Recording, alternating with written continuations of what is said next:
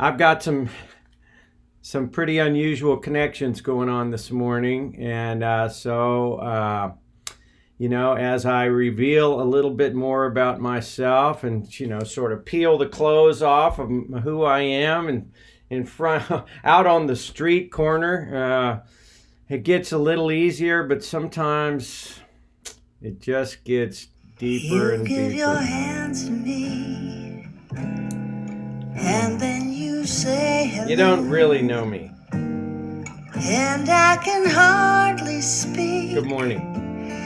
My heart is beating so.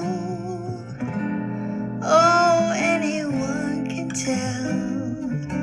You think you know me well, but you don't know me. I love this woman.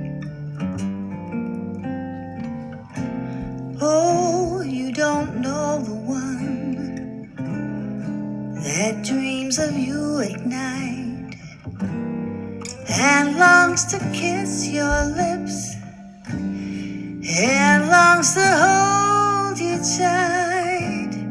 Oh, I'm just a friend, that's all I've ever been. No, you don't know me.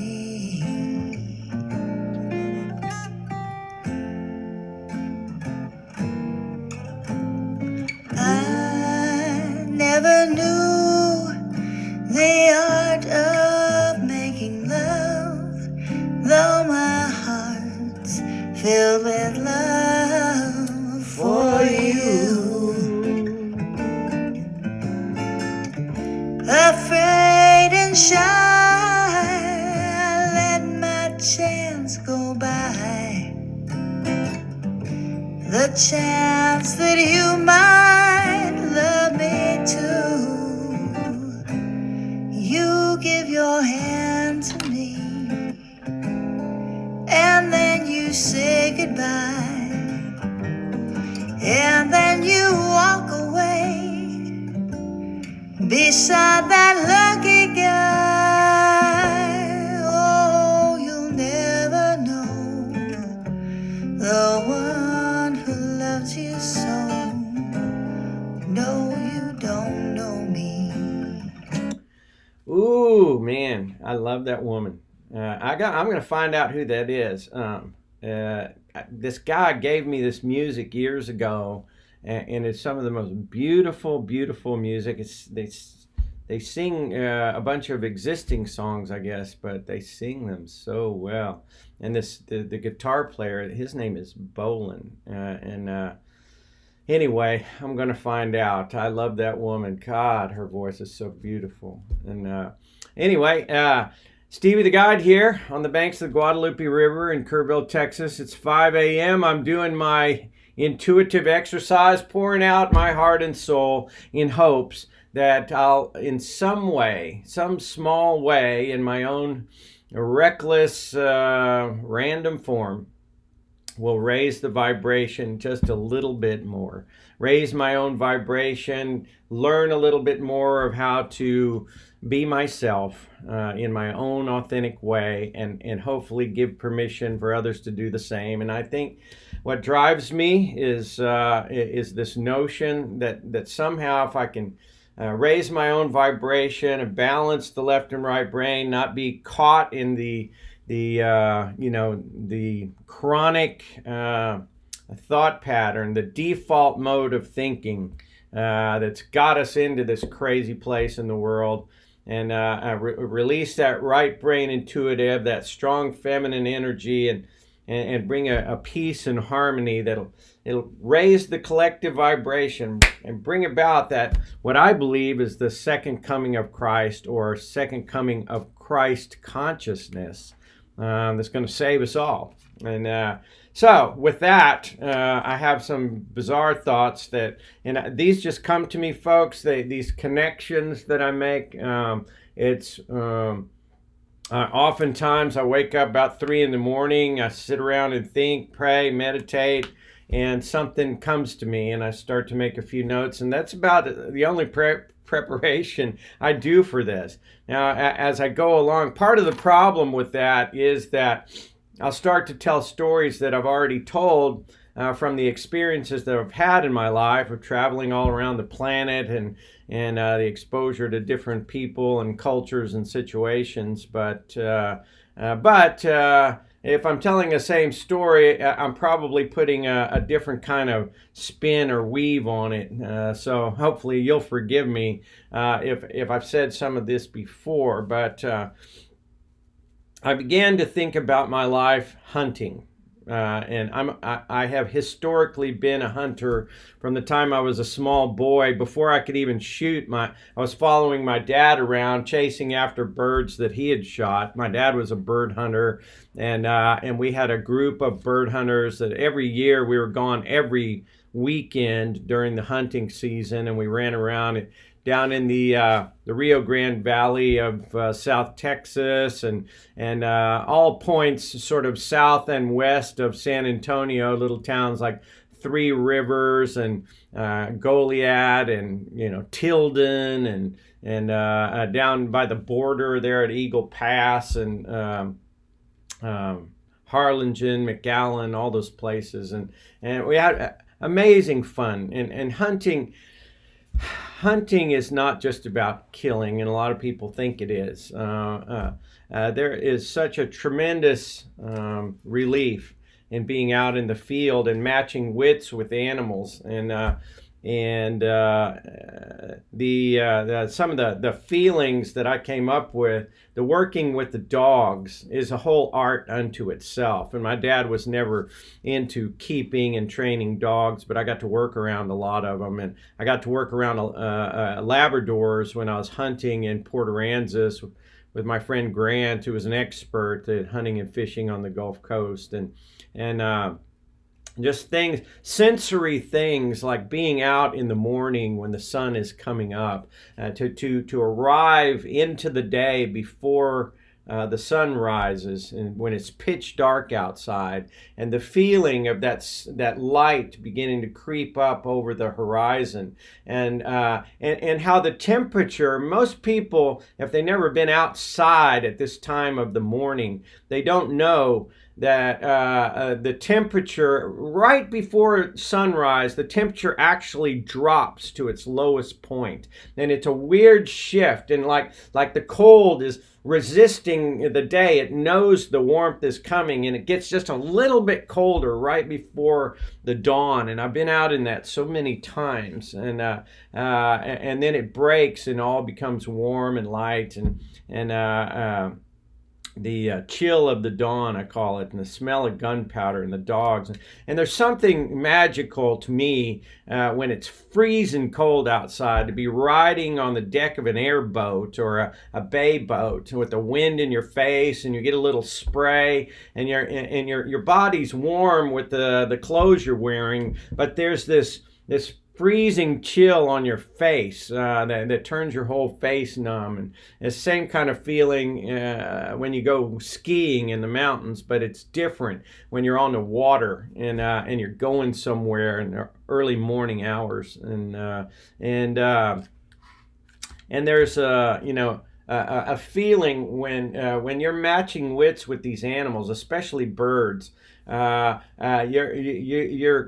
quiet and your senses are wide open, and you're listening for any little rustle of their feathers, and especially with quail, or I've never hunted grouse or pheasants or anything like that, but there's a rush of the blood pressure when you hear the ruffle of the wings, when they know that you've gotten too close and they take off, or you can hear them coming from the dove birds, the mourning doves and the white wings. You can hear them cry and rustle as they're approaching, and to make a shot, especially a long shot.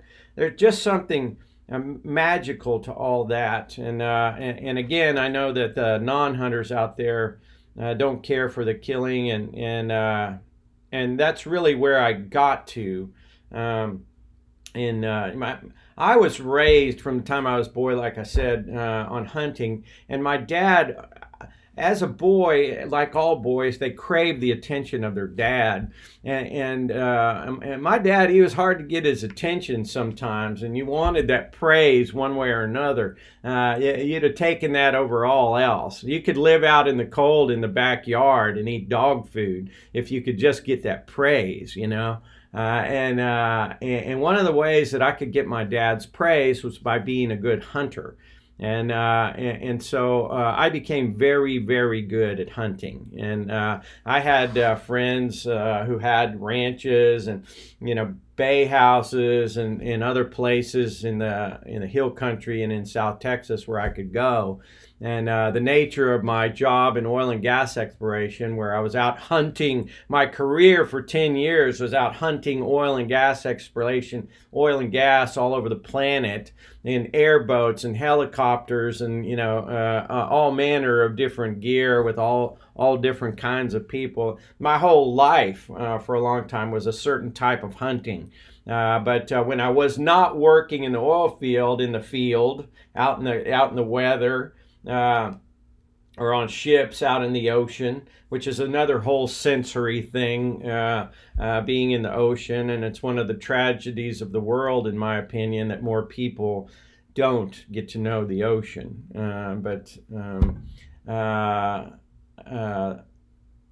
My whole leisure life, when I wasn't working, was about hunting and fishing, and matching wits with these animals and trying to find out where they were going to be, where I could get close enough to kill them and take them home. And whenever I would bring meat home to the house and put it in my parents' freezer, I always got praise, and it was a self-esteem thing that I needed in order to live.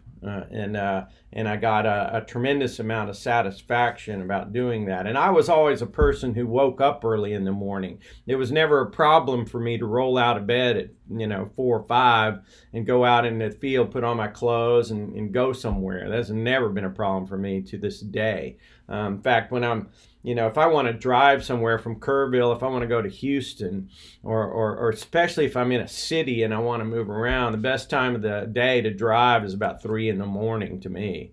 But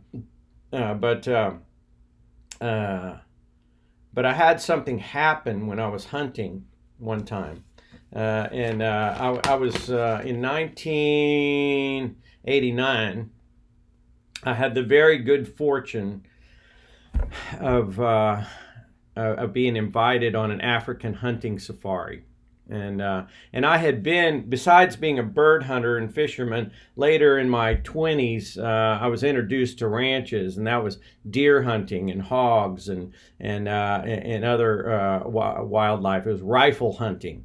My whole upbringing when I was younger was about shotguns, and Dad didn't really use rifles. He didn't hunt deer, but when I was in my late teens or early 20s, I got one good friend in particular, Chris, whose dad had a big ranch down in South Texas, and I went down there constantly and learned about rifles, and so anyway, I was a Texas hunter of the highest order. In fact, of all my cousins, my uncle, my dad, my brother, out of all those guys combined, I shot more animals than all of them together.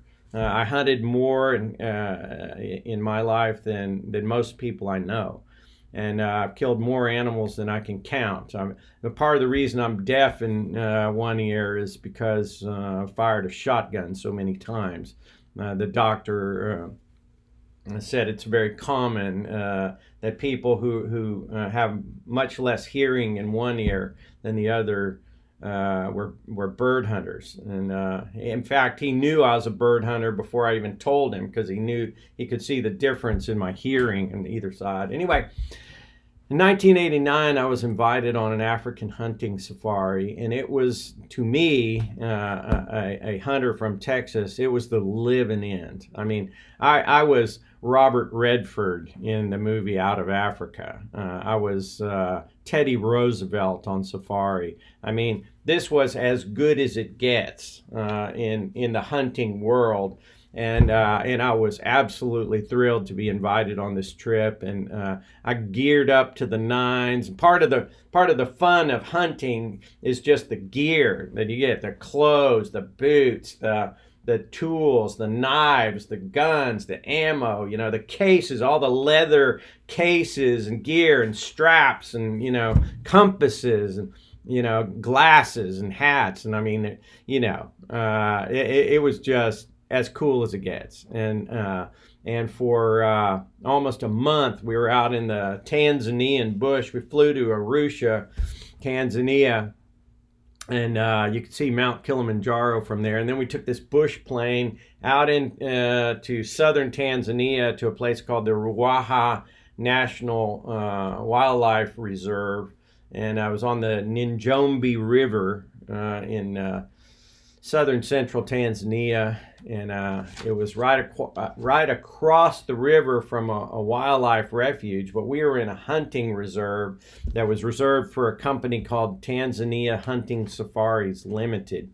And we had our outfitter was called Ron the Guide. They call me Stevie the Guide because I swiped the name Ron the Guide and switched my name into it. That's how Stevie the Guide came about. I was always Uncle Stevie to my nieces, and so Stevie the Guide just fit. That's where it came from. Anyway.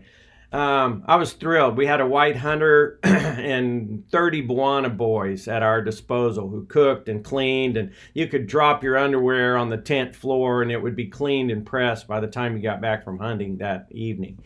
And all the stuff we shot, or at least a lot of it, they had a chef with a staff that cooked it all for us. And you're out there in the middle of nowhere in a camp, and they serve you food on china and crystal, and you've got wonderful appointments on the table, and it was just as refined and beautiful as it could be. And every day we'd wake up and go cruising in the Land Rover and go stalking animals, and you talk about your senses just absolutely coming alive. That's the way it was, and I shot several animals, and I felt no qualms about that. I was thrilled to be there. But there was an incident that happened there, and this is a part I may have mentioned before, and I'll try not to go into the gory details, but it was gory, and it left a deep impression on me. Our party, I didn't particularly want to hunt zebras, but our party had 3 very expensive permits for hunting zebras. Good morning, whoever you are. My eyes are so poor I can't see there who that is. Donnie. Hey, Donnie. Anyway, I was not interested in hunting zebras in Africa. This was not something that I desired, but hey, we had these 3 permits, and there were members of our party that paid a lot of money for the permits because they wanted them, and so I was willing, and the last day of hunting, we came across a whole field of zebras, and I shot 3 of them, and I didn't feel any remorse about that initially, but the problem was that one of them that I thought was shot dead was not. I had broken its leg, and it ran off, and I had to go and chase it. And so it was the longest tracking of an animal that I've ever had to do, and I've had to do a lot of that. When you shoot a deer, oftentimes it runs off, and you have to track the blood trail. And we had all these different people with us who were trackers, and had a gun bearer, a tracker, a white hunter, and so we're all tracking this animal, and we would come to a clearing, we'd see it way off, I'd try to make a shot, and it would run off, and so we chased it for a long way, and suffice to say, it was only out of exhaustion that the thing finally slowed down. A zebra can run a long way with a broken leg, let me tell you. And we got up there, and the hunter cautioned me. My guide, my hunting guide, said, you know, you have to be very careful. It's one of the most dangerous animals in Africa, the zebra, and so be very careful. But you got to go in there and finish it. You know, go finish him. That's what he said, and I was scared. The thing was thrashing around in the bushes, and I didn't know if it was gonna, you know, what it was gonna do. It was scary, very scary. And I get over there, and the thing had fallen down, and I crept into these bushes, and I looked at it right in the eye, and it knew I was coming. It knew death was coming, and when I looked into the eye of that zebra, I saw a person. I saw a spirit. I saw a frightened, angry, hysterical person. That's what I saw.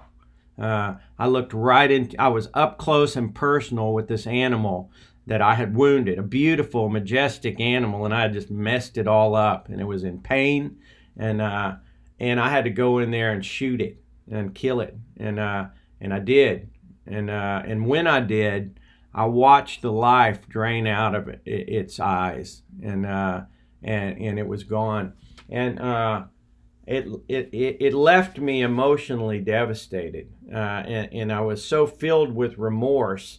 After that, I went back to the camp that night and got drunk, and I wouldn't shut up till after midnight. I was singing and drinking, and I was as sad as I could be, and I didn't hunt. After that, I did not hunt for 5 years. My dad thought I was crazy.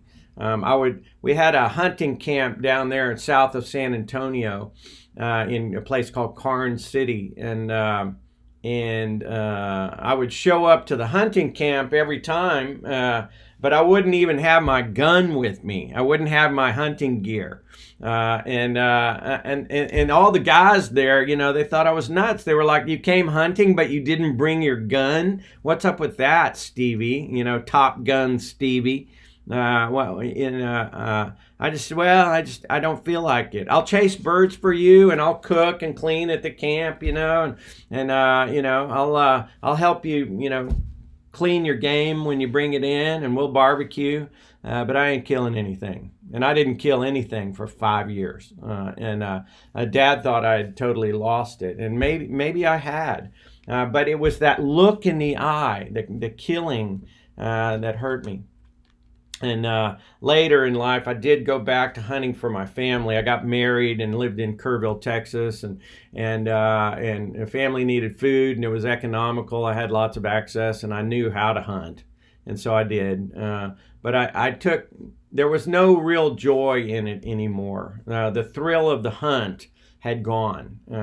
There's a passage. There's a book called The Most Dangerous Game with Richard Connell. And it's not a book, it's a short story I read in high school. But it's about this evil general who hunts people on his island, and this author's fallen off and wandered onto the island, and he's being hunted. But he's talking to the evil general Zoroff. This is The Most Dangerous Game by Richard Connell. And he says, "I was lying in my tent with a splitting headache one night when a terrible thought passed its way through my mind. Hunting was beginning to bore me. And hunting, remember, had been my life. Hunting had ceased to be what you call a sporting proposition. It had become too easy. I had to find a new animal to hunt. I must have courage, cunning. It must have courage, cunning, and above all, it must be able to reason." "But no animal can reason," objected Rainsford. "My dear fellow," said the general, "there is one that can." He's talking about humans. He could hunt humans. They have reason and cunning and emotion, and that would be a more interesting animal to hunt. And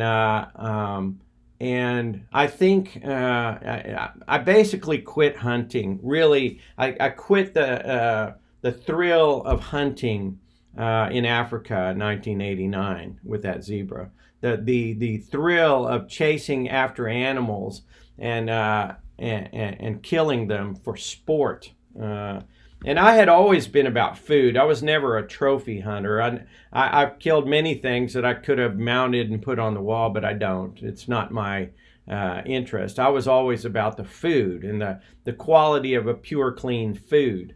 But after seeing that real person in the eyes of that zebra, I couldn't hunt anymore with any kind of thought, except maybe to feed my family. And I basically gave up after that. I haven't owned a hunting license now in a dozen years, and maybe more, maybe 14 years. And but the point is that there's a type of hunting that transfers to people. Hunting and the thrill of the hunt comes in many forms, and I think that we do that. A guy was asking me, how do we make a better world, and how do we not have this power trip that people have, their little area of control, or when they're rich, they got big areas of control. And why is it that we're overtake and overpower the little guy and consume him basically? And I guess the connection that I made some years after that zebra incident was that a few years before I was in Africa on that hunting safari, I had been in Thailand. And I worked for a oil and gas exploration company called Western Geophysical in China. And I was always working around a lot of ex-military people who were very, oftentimes they were Vietnam veterans, and especially over in China and Southeast Asia, the guys that I work with were all Vietnam vets. And where they took their R&R when they weren't fighting the war was either in Clark Air Base in the Philippines. A lot of them were from Clark, and they took their R&R at Angelic City, which was a giant prostitution district off of Clark Air Base, and then and there's also one in Subic Bay, and then also the one, I've never been to the Philippines, but the other big prostitution district is Pat Pong in Bangkok, Thailand. And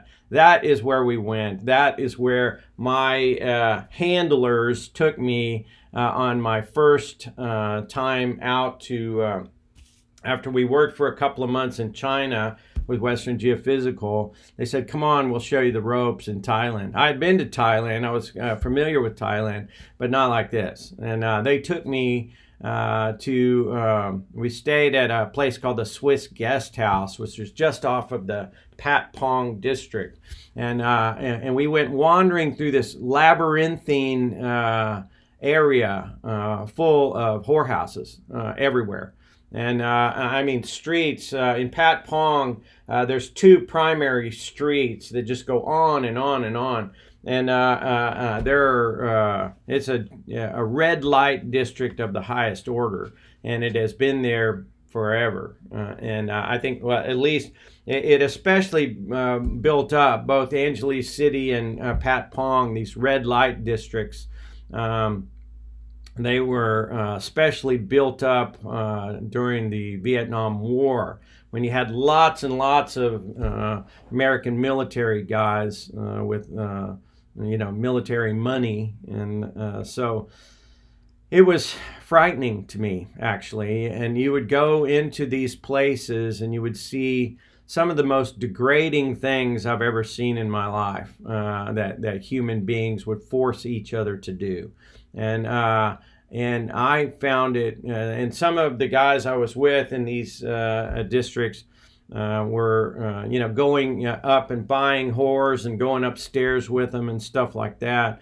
But I would never do that. I was afraid. It was dirty and horrible. Now, did I stay away from prostitution in Thailand when I was there?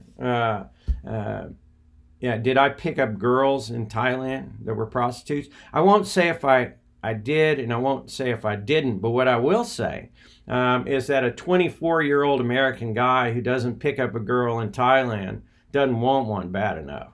I will say that. But there was an incident that happened as it relates to my hunting safari with the zebra in Africa. There was an incident. One night we went to a restaurant, and the restaurant was called the Fish Bowl. And at first I thought it was just a restaurant. And we went to this place. It was very nice. It had white tablecloths and nicely dressed maitre d' and waitresses running around. And there was a varied clientele, a higher end clientele. It was an expensive restaurant. And these guys knew about that took me there from my crew. And it was called the Fish Bowl, and it had these big round fisheye windows, big ceiling to floor, round windows. And they had curtains drawn in front of them when we went in there and in the restaurant. And we sat down and we ordered some food and some drinks, and we were sitting there, and we had to dress. We couldn't wear shorts. They told us we had to, wear, reasonably nice clothes. And there were other people there with ties and jackets and things. And there was people from all over the world there. They're all men. All of them were men. There were maybe a handful of women in the place. Most of them waitresses. So we ordered some food. And I think it was about 7 o'clock. The maitre d' starts saying, "Okay, welcome everyone, blah, blah, blah. The show's about to start." And with that, they opened these round windows in the restaurant. And inside are about 200 young women, all right? And they're all nicely dressed, and they're all wandering around in there or sitting, on these benches and chairs and things, and presenting themselves to the crowd. And they each have a number on their dress. They're like fish swimming around in a fish bowl, and I remember being so stunned by that. My buddies were slapping me on the back, hooting and hollering, and what I saw was a bunch of captive people, a bunch of prisoners, nice young women, some of them very young looking, and it was the most stunning thing to see. And I sat there and I watched, and these men were bidding, and they had a number on their lapel, and so they're hollering, "I want this one and I want that one." And when their number's called, the girl goes out, and then the man goes up to a door, and then they disappear into the back hallway to have sex. And what struck me about this incident was that there was this one girl. She was very young, very pretty looking, and she was staring right at me. And she was giving me what I call a come hither look. And there was this look in her eye, this hope. Because I was the youngest person in this place, and all the other guys, mostly there was some of my crew that were a little bit older than me, and then there was a lot of guys that were much older, and there were some Arab guys in there, and there was this big sort of ugly, fat-looking Arab guy that started pointing at her and bidding for her, and she was looking right at me with the hope that I would pick her. And I remember the look in her eye. It was the look in her eye, that dying look of a captured, wounded animal. It was years later that I made the connection between the zebra and that young prostitute. And as her number was called by this ugly-looking Arab dude, I remember seeing the sort of the blood drain from her face and the life drain from her eyes, and this look of the same look of fear and death. And it was in her eye that was in the eye of that zebra. And I'll never forget either of those two sentient beings as long as I live. And she was led away by this ugly-looking dude, and her fate was sealed, just like that zebra. And it left a deep impression on me. It left a deep impression, and it was really later that I made that connection between the zebra in Africa and the prostitute in Thailand, and this look of hopelessness and death, and just how their vibration was gone to the lowest level. And it really, I think that was a part of the reason. My experience being exposed to prostitution in Thailand, it later prompted my missionary service to orphanages in Peru. And my willingness to give up my real estate career in Boerne, Texas, and take my family and my little girls down to serve the Lord in southern Peru, and to help a few kids try to get an education and have protection so that they didn't have to go to the street and do things like that and kill their spirit. And whether we are a killer physically of animals or people, or whether we are just emotional killers, there is a certain thing about the hunt, and you could see the thrill of the hunt in these men's eyes. This thrill that they had these captured women, and that they were gonna make the kill on them. And there was just it was so similar in nature to actual hunting and killing, which I've done a lot of. And there's that, I've never killed anybody in this life. I pray that I get through it without ever having to. I thank God that I was just a little bit too young to be drafted into the Vietnam War. I only missed that by about 3 or 4 years. And I suspect that one of two things would have happened if I had gotten drafted. One of those things would have been that I'd have been killed within a week because I'd have taken so much risk. But the other thing that would have happened if I had gotten drafted in Vietnam was that I would have become very, very good at that, killing people.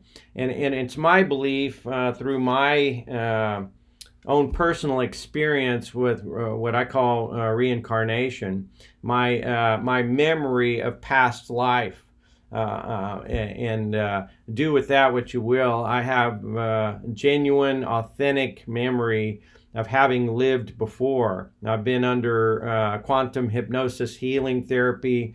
I have had past life feelings.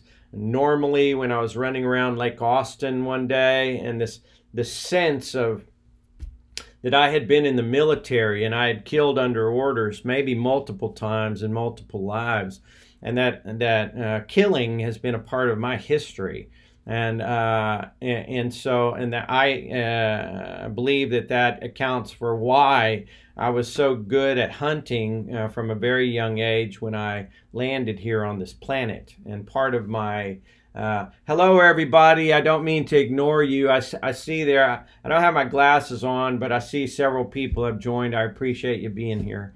But I would say that instinctively I know that I have lived before, and that I was in the military, and I killed many, many people, and I was very good at that.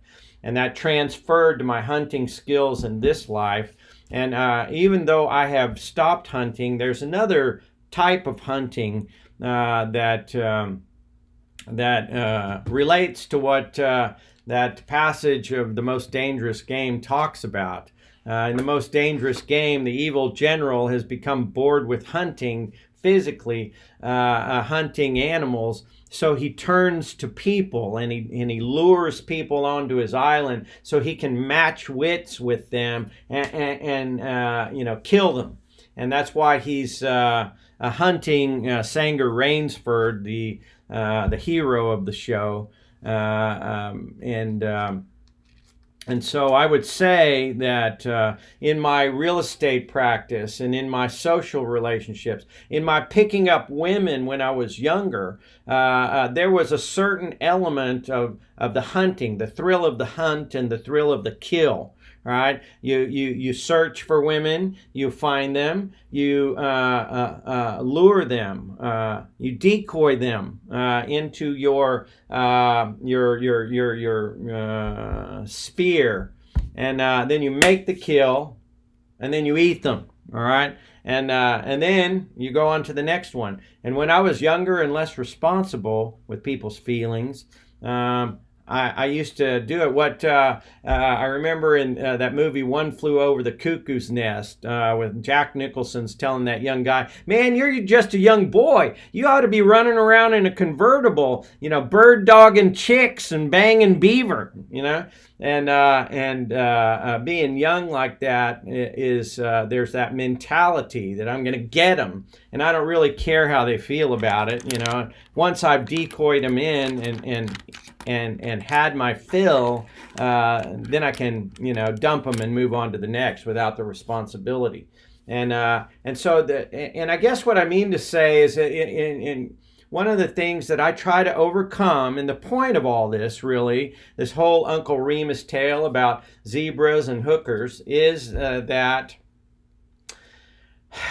I want to raise my vibration to a high enough level where I love people and I'm not in pursuit of them. One of the reasons that I have stepped back from the real estate business is because there's a certain element of the thrill of the hunt and the thrill of the kill in that business, and this notion of finding clients and bagging them so that you can get a satisfaction out of it. And I don't mean to say that that's the way all realtors are. There's certainly a lot to do with helping people and sharing love, helping them accomplish what they want. And a good realtor will do that. But there's a certain kind of predatory nature in all salesmanship.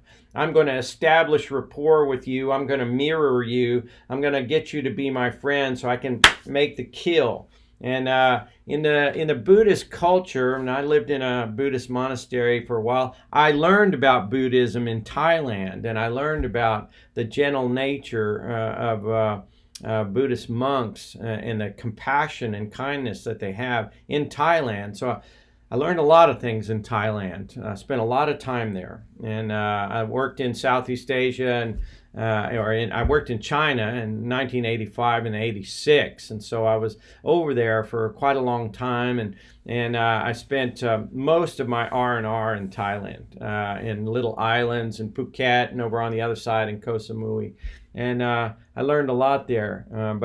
But this notion of shedding the hunter mentality, shedding the thrill of the hunt and the thrill of the kill, whether it is physically or emotionally or spiritually or economically in business, this how can I get the best of that guy in order to get what I want? How can I take from them something, steal from them something, and thus steal their spirit in the process? In real estate, here I learned from an expert developer, builder, and real estate broker, and I won't tell you all about him, but what I will say, one of the things that he taught me about is the power that one has when somebody has their boot on your neck. When someone has you locked into a deal where you can't get out of it, and so you're going to have to cough up more money, and you'll be able to skin them just a little bit more because you have control over the situation. And you see the life in their eyes drain when they know they've been screwed. And there's a phrase that I remember in real estate called the last twist of the knife. And when you've got someone who desperately wants to sell their house, and you have a buyer, and and you find out all about that person, and they really want to move to, say, North Carolina or somewhere to be with their grandkids. And they're all excited. You bring them a contract. There's a little bit of earnest money down there, and they feel like emotionally they've sold the place. They start packing up all their furniture, and they're hiring a moving company, and they're putting a down payment on a house over where they want to live, and they're completely invested in your sincerity that you're going to buy that place. And then once you get all the way down to the closing table, then you spring the trap on them and say, well, we've taken a look at it, and we're not going to buy the house unless you do this, unless you drop the price, unless you make that repair, unless you give us your car, or your furniture, or whatever it is that we want. You're going to give us that, or we're not going to do it. You can have our deposit. It's only $1,000 or $2,000, and now you've got them in this, this trap, all right. And you've sprung the trap on them. Now you got their nuts on the block, and you're threatening to kill their whole deal and really damage them if they don't do what you want, all right. And I have seen this happen in its various forms multiple times. One of the most awful behaviors that I ever saw was this guy that was buying this house from these clients of mine, and they were in the midst of a divorce. It was about an $800,000 house. He's beaten down our price to about $7.25. He's persnickety about everything. He's so difficult to deal with. And then, then the repairs come, and he wants all these repairs done, and we fight, and it was so emotional. I can't even tell you. And then it finally comes down to this doorbell, and a $10 doorbell. And he says, if this doorbell doesn't work when we do the walkthrough tomorrow, well, I'm not buying it, and my clients are all panicked. They're all invested in getting out of this place and going somewhere else. And they're in the midst of a divorce. They've got to unload the house to get rid of each other. And it was just the most emotional, awful thing. And that behavior, I was out there at 9 o'clock at night with a screwdriver trying to make that damn doorbell work just to satisfy this animal that was killing us. He came up with multiple last-minute things that he wanted, and he saw blood in the water. Man, he was all over us, and in the end, we finally sold it to him. And he called me back the same day that we had finally closed, and it was now his house, and that doorbell didn't work. And he was so angry, telling me to come over there and fix the doorbell, and I howled laughing. I thought it was so funny. But I've seen behavior, predatory behavior that steal the spirit out of someone, steal the very life out of them. Because to kill someone emotionally is just about the same thing as to kill them physically. It really is. And the light in the eye tells the story. Is the light bright? Is it a twinkle? Is it a happiness and a joy? Or is it this dull look that you see in someone just before they're going to get killed? All right. And same thing. And that incident in Africa taught me a lot about all sentient beings. All sentient beings have life. They have a wish to live. They have a wish to live in harmony. They have a wish to live happily and peacefully with love, and coexist with everything else. In trying to raise the vibration, I don't mean to tell a depressing story, but it's something to be aware of, certainly for me, because I have this predatory hunter nature in me. And Jordan Peterson, the famous psychologist who I like, he's one of the several people that I want to be like. He talks about how all these sort of criminally insane people that he's counseled over the years, he realizes that he too has the capacity to be like that. And if he does not work at keeping his vibration high, to keep on the side of the fence of the moral high ground, and to always have his radar on about service to others and care for others and how are they doing, which in support of them, he raises his own vibration.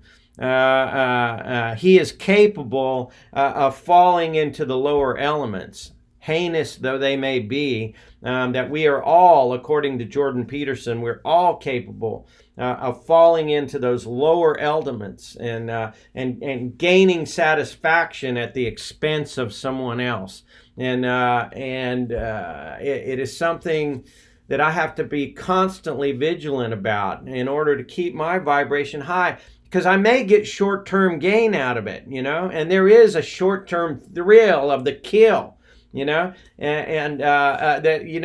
reminded of that movie Pretty Woman with Julia Roberts and Richard Gere, and how in the beginning he's a billionaire who does hostile takeovers of corporations, and he gets a weak, struggling corporation, and he gets a bunch of their stock, and he manipulates them into selling it off.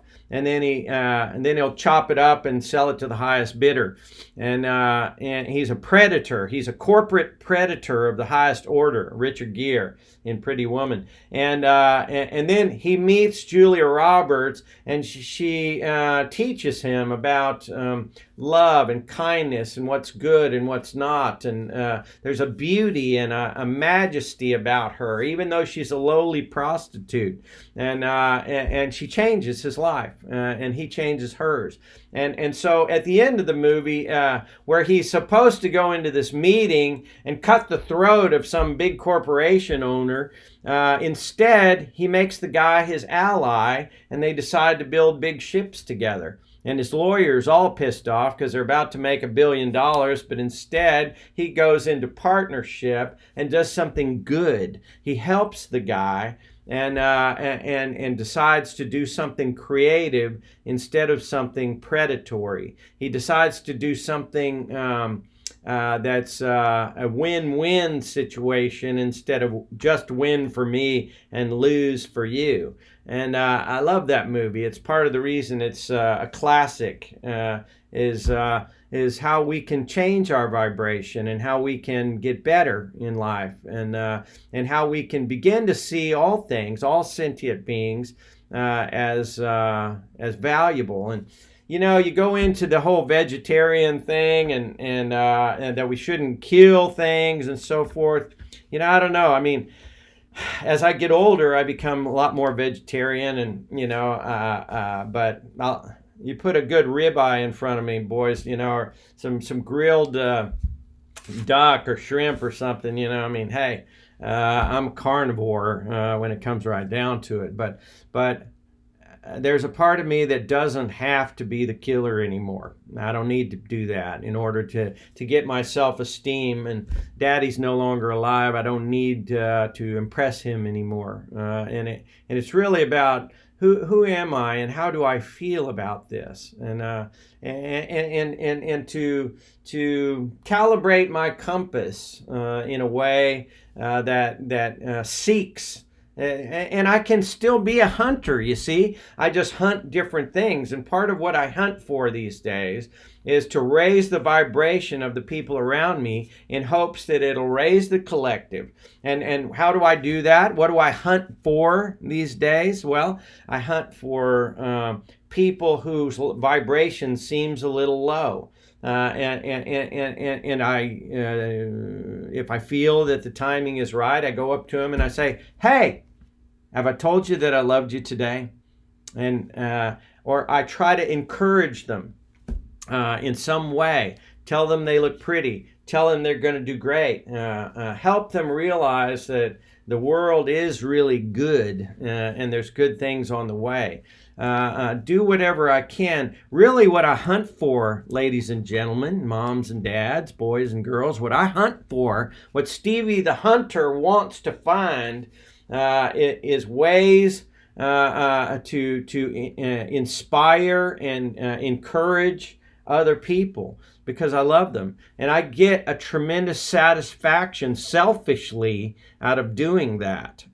It helps my little world be a little less dark and a little less lonely if I reach out to the people in my perimeter.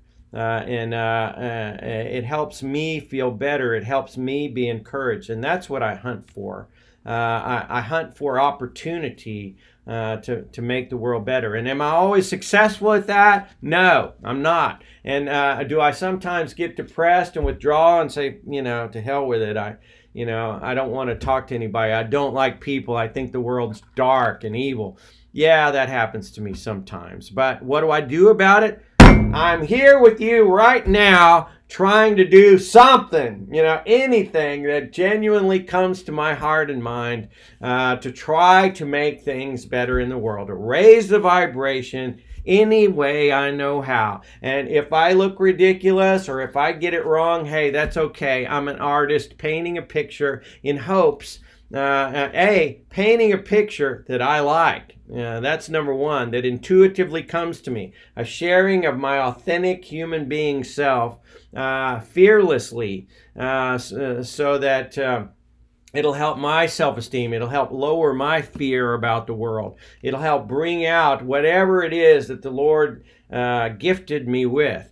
And in the hope that maybe somebody passing by on this street corner might like it and might say, wow, I'm inspired by that. And so I just do whatever I can. I encourage you to do the same because being a hunter of a high spirit in other people and therefore raising my own spirit, my own vibration, that's a good sport to be a part of.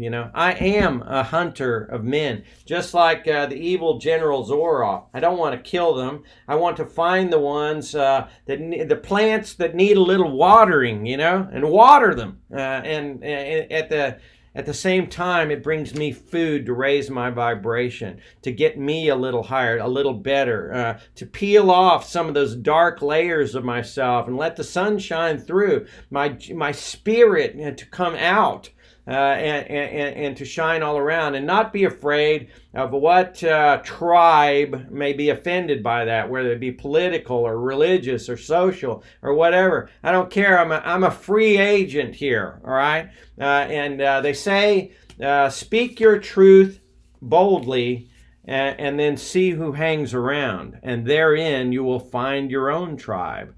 And you'll lose some folks in that. But I'm hunting for my tribe here. I'm hunting for those like-minded people that want the vibration to be higher, that want humanity to get better, that want health and strength and not this oppression and slavery that we find ourselves stuck in a lot of the times. And as I go off to a job that, frankly, it's not my highest and best dream today, as I go and work on a building or try to lease an office space or, do a construction project or whatever else it is I'm going to do, try to sell my mom's house down in Houston. As I go to do all those things, I go with a certain amount of hope. I can walk through my day saying, hey, I did a little something this morning that hopefully did some good. I went hunting and hopefully, and I see all you people there on this sidebar. It's hard for me to stop what I'm saying. I see Donnie, I see Chris, I see Italian Mafia, and all you guys there, John Doe. Thank you for coming. Hopefully you got a little something out of it. I love you. I love you with all my heart and soul. And you don't know me. I love that tune. But maybe in sharing a little bit of myself, you get to know me better. And hopefully that's good. And so go out there into your day and do something good. Go hunting for someone who needs a little lift in their vibration and lift it. And in the process, you lift your own. And I love you with all my heart and soul. This is Stevie the Guide on the banks of the Guadalupe River here in Kerrville, Texas. It is 6 o'clock, and I love you, and have a great day.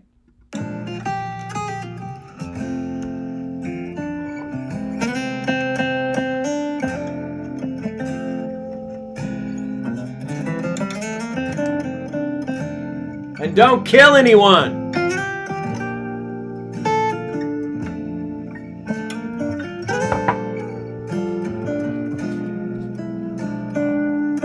I love